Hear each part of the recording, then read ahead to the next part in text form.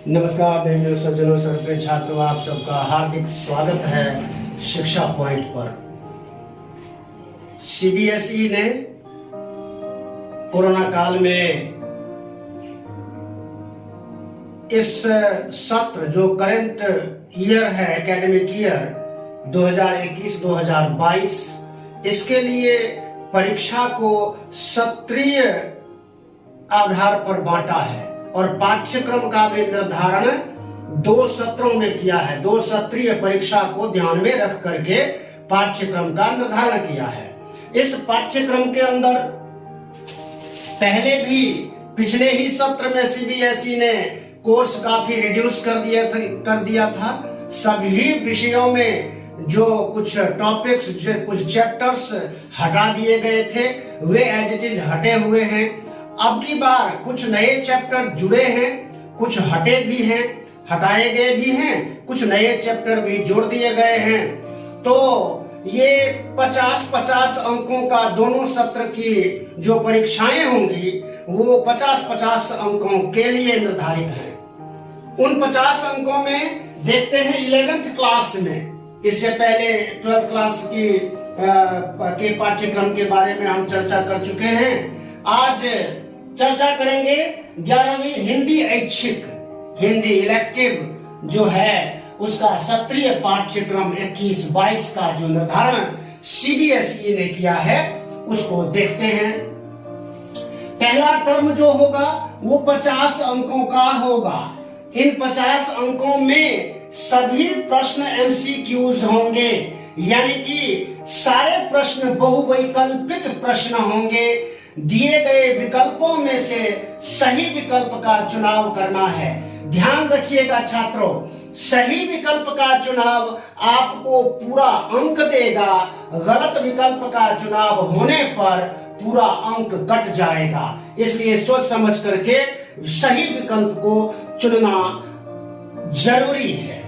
देखते हैं, सबसे पहले है अपठित अवबोध। इसमें चिंतन क्षमता और बोध से संबंधित 2 अपठित गद्यांश होंगे। दोनों में से कोई एक गद्यांश करना है। एक गद्यांश पर आधारित प्रश्नों के उत्तर देने हैं।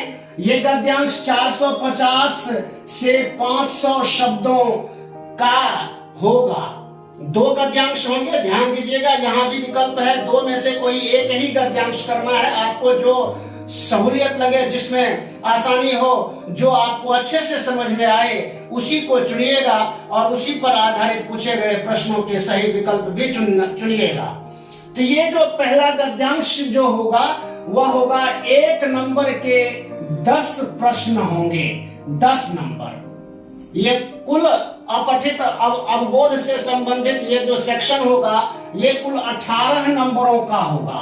18 में एक गद्यांश 400 से 450 से 500 शब्दों के आसपास का गद्यांश होगा। 10 प्रश्न होंगे, एक नंबर वाले प्रश्न होंगे 10 नंबर के लिए। 2 गद्यांश प्रश्न पत्र में दिए जाए, जो 2 पद्यांश प्रश्न पत्र में होंगे वहां भी वही बात है। अपठित पद्यांश जो पाठ्य पुस्तक में नहीं है, ऐसे 2 पद्यांश होंगे। काव्य की पंक्तियां होंगी, जो काव्य पंक्तियां आपको अच्छे से समझ में आ जाए, जिस पर आधारित प्रश्नों के उत्तर आप सही विकल्प दे सको, चुन सको, उसी को चुनिएगा। ये 8 प्रश्न, एक नंबर के 8 प्रश्न होंगे 8 नंबर के लिए। तो ये पहला सेक्शन 18 नंबर का 10 का एक गद्यांश, 8 नंबर का एक पद्यांश, एक नंबर वाले सारे बहुविकल्पिक प्रश्न होंगे। ये 18 नंबर पूरे होते हैं। आगे बढ़ते हैं। नंबर 2, कार्यालयी हिंदी और रचनात्मक लेखन। ये अभिव्यक्ति और माध्यम जो पाठ्य पुस्तक है उस पर आधारित प्रश्न होंगे। पाठों पर आधारित 5 प्रश्न होंगे, एक नंबर वाले बहुवैकल्पिक प्रश्न होंगे। ध्यान दीजिए, बहुवैकल्पिक प्रश्न होंगे, 1 नंबर के 5 प्रश्न, 5 नंबर। आगे बढ़ते हैं। पाठ्य पुस्तक। तो 11वीं कक्षा में अंतरा भाग 1 एनसीईआरटी की पुस्तक निर्धारित है, जिस पर आधारित 14 अंकों के प्रश्न होंगे। उन 14 अंकों में क्या क्या किस किस तरह के प्रश्न होंगे, तो देखिए दो पद्यांश पाठ्य पुस्तक में से किन्हीं कविताओं से 2 पद्यांश दिए जाएंगे। यहां भी विकल्प है। 2 में से किसी एक ही पद्यांश पर आधारित 5 प्रश्न होंगे, बहुविकल्पिक प्रश्न होंगे। 4 में से कोई एक सही विकल्प होगा, आपको वही सही विकल्प चुन करके लिखना है। ये 5 नंबर का एक पद्यांश करना है 2 में से। फिर उसी ये गद्य खंड में आए तो गद्य खंड में से गद्य पाठों में से 2 गद्यांश दिए जाएंगे, उनमें से कोई एक गद्यांश करना है जिस पर 5 बहुविकल्पिक प्रश्न होंगे। 5 के सही उत्तर आपको सही विकल्प का चुनाव करना है 5 नंबर के लिए। फिर पाठों पर आधारित 6 में से 4 प्रश्न होंगे। 6 प्रश्न दिए जाएंगे, जो चार प्रश्नों जिनमें से 4 प्रश्नों के उत्तर देने हैं। ये भी बहुविकल्पिक प्रश्न होंगे। 1 नंबर के 4 प्रश्न करने हैं 4 नंबर। तो ये 5, 5, 10 और 4, 14 नंबर का ये अंतरा पाठ्य पुस्तक से संबंधित प्रश्न होंगे। ध्यान दीजिएगा, जब हम विकल्पों की बात करते हैं तो फिर से समझ लीजिए, सही विकल्प का चुनाव पूरा नंबर देता है, गलत विकल्प का चुनाव पूरा नंबर काट लेता है। आगे बढ़िए, दूसरी पाठ्य पुस्तक है अंतराल भाग 1। ये यहाँ 5 में से 3 प्रश्न करने होंगे। 5 प्रश्न पूछे जाएंगे, प्रश्न पत्र में 5 प्रश्न होंगे, उनमें से 3 प्रश्नों के उत्तर देने हैं। ये भी बहुविकल्पिक प्रश्न होंगे। 1 नंबर के 3 प्रश्न 3 अंक इसके लिए निर्धारित। ध्यान दीजिएगा, फर्स्ट टर्म में अंतराल में कुल एक ही चैप्टर है, उस चैप्टर पर आधारित 3 प्रश्न आपको सॉल्व करने हैं बहुविकल्पिक सही विकल्प का चुनाव करके। अगली जो पाठ्य पुस्तक है वो अगला जो भाग है ये कार्यालय लेखन हो गया, ये अभिव्यक्ति और माध्यम से। अब ये आंतरिक मूल्यांकन की बात करते हैं तो फर्स्ट टर्म में आंतरिक मूल्यांकन में 10 नंबर कुल निर्धारित हैं। 10 नंबर, 5 नंबर का श्रवण कौशल और वाचन कौशल। कुछ आपको सुनाना है अपने अध्यापकों को और कुछ बोलना है ना, दोनों की परीक्षा हो जाएगी। सुनने की आप किस तरह से सुनने में आप अपना कौशल विकास करते हैं और वाचन में बोलने में आपका क्या कौशल है। कोई टॉपिक देंगे जिस पर आपको बोलना होगा, तो ये 5-5 अंकों के लिए दोनों श्रवण और वाचन ये होंगे, तो ये 10 नंबर का हो गया पूरा काम। तो अब देखते हैं ये 18, 14, फिर 3 और ये 10, कुल 50 अंकों का प्रश्न पत्र होगा। अब देखिए पाठ जो शामिल है फर्स्ट टर्म में, तो अंतरा भाग 1 गद्य खंड से कुल 3 पाठ हैं। एक तो प्रेमचंद जी का ईदगाह पाठ है, बहुत सुंदर प्रेरणाप्रद पाठ है। दूसरा पाठ अमरकांत का दोपहर का भोजन। तीसरा पाठ है हरिशंकर परसाई का टॉर्च बेचने वाला। ये 3 पाठ निर्धारित हैं। इन्हीं तीनों में से ये जो एक गद्यांश, 2 गद्यांश दिए जाएंगे। एक गद्यांश का आपको एक गद्यांश पर आधारित 5 प्रश्नों के बहुविकल्पिक प्रश्नों के सही विकल्प का चुनाव करके उत्तर देना है। इसके बाद अंतरा काव्य खंड में, अंतरा काव्य खंड के अंदर जो है ये एक कविता होगी कबीरदास की। इनके 2 पद हैं, दोनों ही पद दिए जाएंगे। एक तो है अरे इन दोहुन राह न पाई, और दूसरा पद है बालम बालम आवो हमारे गेहरे।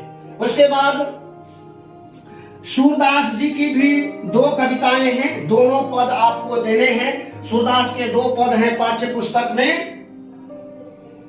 सूरदास के हैं, एक तो खेलन में को काको गुसैया और मुरली तऊ गोपालही भावती, ये 2 कविताएं होंगी। उसके बाद पद्माकर, तीसरे रचनाकार हैं पद्माकर के 3 पद होंगे। 3 पद कौन से होंगे? तो और भांति, और भांति गुंजन में गुंजरत, ये वाली कविता। फिर गोकुल के कुल के गली के गोप और भौरन को गुंजन बिहार, ये 3 कविताएं होंगी। इन कविताओं में से ये कुल कितनी कविताएं हुई? कबीरदास की 2 छोटी छोटी कविताएं, सूरदास की 2 छोटी छोटी कविताएं, पद्माकर जी की 3 छोटी छोटी कविताएं होंगी। तो 2 2 4 और 3 7 कविताएं, छोटी छोटी कविताएं हैं। इन्हीं में से 2 पद्यांश पूछे जाएंगे प्रश्न पत्र में। उनमें से किसी एक पद्यांश के बहुवैकल्पिक प्रश्नों के उत्तर आपको यहां पर देने हैं एक काव्यांश के अंदर। इसके बाद आगे बढ़ते हैं तो अभिव्यक्ति और माध्यम जो पुस्तक है, इसमें कुल 3 पाठ फर्स्ट टर्म में निर्धारित हैं। एक तो है जनसंचार माध्यम, फिर दूसरा पाठ है पत्रकारिता के विविध आयाम, और तीसरा पाठ है डायरी लिखने की कला। इन्हीं 3 पाठों में से जो है ये कार्यालयी हिंदी और रचनात्मक लेखन से संबंधित बहुवैकल्पिक 5 प्रश्नों के उत्तर देने होंगे। ये फर्स्ट टर्म। अगला टर्म देखते हैं टर्म 2। ये भी 50 अंकों के लिए निर्धारित है। टर्म 2 भी 50 अंकों के लिए निर्धारित है। तो इसमें सबसे पहले कार्यालयी लेखन, कार्यालयी हिंदी और रचनात्मक लेखन, ये अभिव्यक्ति और माध्यम पुस्तक से है।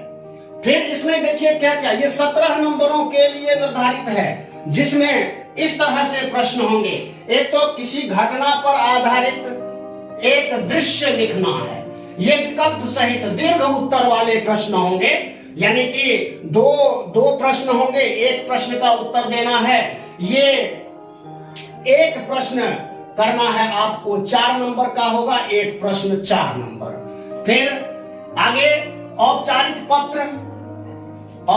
पत्र में स्ववृत्त लेखन यानी कि बायोडाटा, फिर रोजगार संबंधी आवेदन पत्र, यानी कि एक आवेदन पत्र लिखना है जो कि 4 नंबर का एक पत्र होगा। यहाँ भी विकल्प दिए जाएंगे, है ना। दो टॉपिक होगी, 2 में से कोई एक करना हैगा।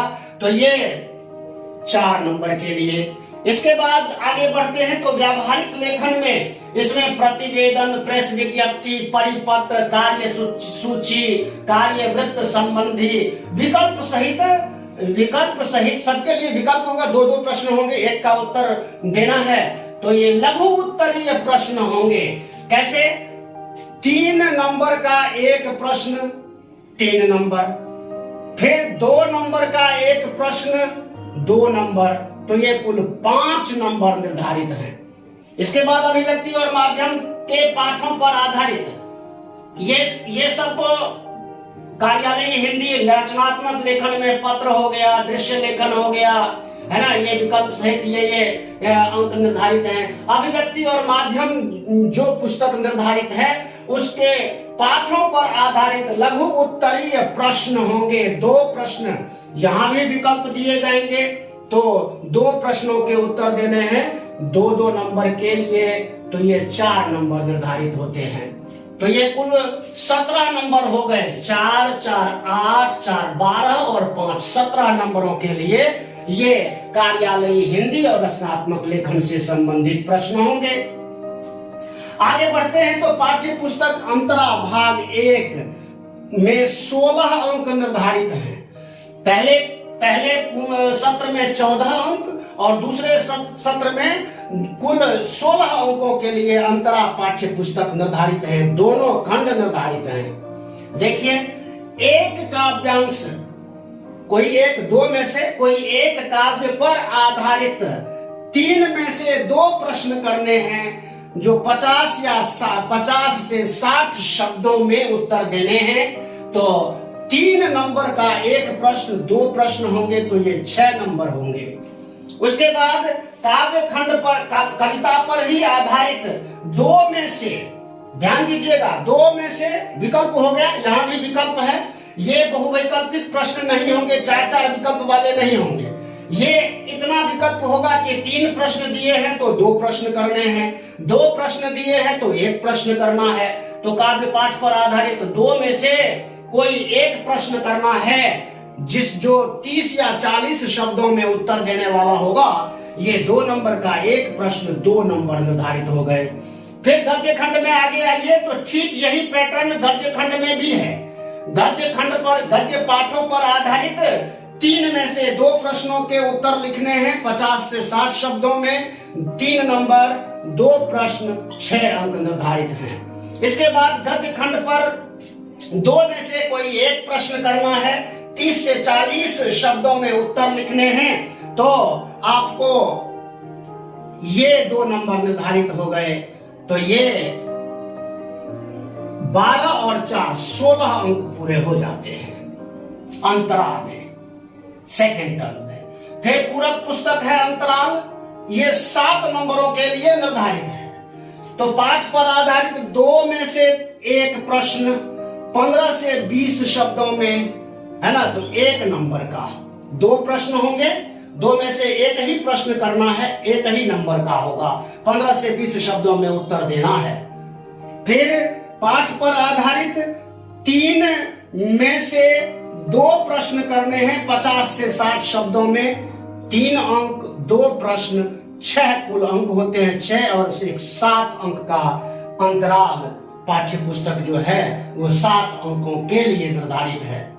आंतरिक मूल्यांकन की बात करें तो इसमें एक परियोजना कार्य करना है 10 नंबरों का। परियोजना कार्य आप किस विषय पर करोगे, वो आपके अध्यापक आपको वो टॉपिक देंगे, उस टॉपिक पर एक फाइल के अंदर उसको सजावट के साथ जो भी टॉपिक है उससे संबंधित बातें आपको लिख करके वो फाइल जमा करानी है। तो ये आपका हो जाएगा द्वितीय सत्र। तो ये 17, 16, 33 और 7 40 और 10 50 अंकों का द्वितीय सत्र की जो परीक्षा होगी वो 50 अंकों की निर्धारित हो गई। अब देखते हैं पाठ्य पुस्तकें कौन कौन सी हैं। तो वही अंतरा, गद्य खंड, यहाँ पर रांगे राघव का एक पाठ है गूंगे, फिर सुधाकर अरोड़ा का एक पाठ है ज्योतिबा फूले फूले फूले, फिर तीसरा पाठ है ओम प्रकाश वाल्मीकि जी का खाना बदोश। ये 3 पाठ निर्धारित हैं। इन्हीं 3 पाठों से ये गद्य खंड पर आधारित प्रश्नों के उत्तर देने हैं आपको। और अंतराल काव्य खंड में आइए तो काव्य खंड में महादेवी वर्मा की 2 कविताएं हैं। एक तो है जाग तुझको दूर जाना और सब आंखों के आंसू उजले, 2 कविताएं महादेवी वर्मा जी की है। फिर नागार्जुन जी की एक कविता है बादल को घिरते देखा है। फिर नागार्जुन जी के बाद धूमिल, सुदामा पांडे धूमिल की एक कविता है जिसका नाम है घर में वापसी। ये एक कविता करनी होगी आपको। कुल कविताएं कितनी हो गई? 2 और 2, 1, 3, 1, 4 कविताएं द्वितीय खंड में, द्वितीय सत्र में निर्धारित हैं, जिन पर आधारित आपको ये प्रश्न करने हैं 6 और 2 8 नंबरों के। उसके पश्चात अभिव्यक्ति और माध्यम, इसमें अंतराल, दूसरी जो पाठ्य पुस्तक है अंतराल, उसमें 2 पाठ हैं। एक तो है हुसैन की आत्मकथा, मकबूल फिदा हुसैन की जो पाठ है वो है हुसैन की कहानी अपनी जबानी। और दूसरा पाठ है विष्णु प्रभाकर जी का जो पाठ है वह है आवारा मसीहा दिशाहारा। ये 2 पाठ हैं। तो इनको, ये एक ही पाठ है, टॉपिक नाम थोड़ा सा लगता है कि 2 कविताएं 2 पाठ हैं, लेकिन एक ही पाठ है ये। तो ये तो आपके पाठ हो गए। फिर अभिव्यक्ति और माध्यम पुस्तक से कार्यालयी लेखन और प्रक्रिया, ये एक पाठ है। स्ववृत्त लेखन, बायोडाटा जिसे बोलते हैं, और रोजगार संबंधी आवेदन पत्र, ये जो बोला ना रोजगार संबंधी आवेदन पत्र, यही इसी पुस्तक से निर्धारित है। और फिर है कथा, पटकथा। ये पाठ कुल कितने पाठ हुए इसमें? एक ये हो गया स्ववृत्त लेखन, रोजगार संबंधी आवेदन पत्र, कथा, पटकथा, ये 2-3 पाठ हैं। तो इन सभी के उत्तर आपको दोनों ही खंडों में, दोनों ही सत्रों में लिखना है। इसको ध्यान रखिए, रख करके अपनी तैयारी कीजिए।